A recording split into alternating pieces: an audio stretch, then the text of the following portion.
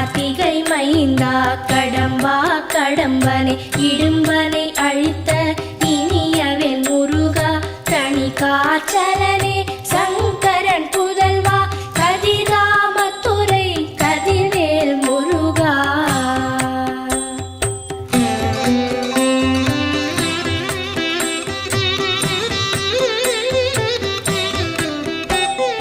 பழனிபதி வாழ் பாலகுமாரா ஆவினன் குடிவாழ் அழகிய வேலா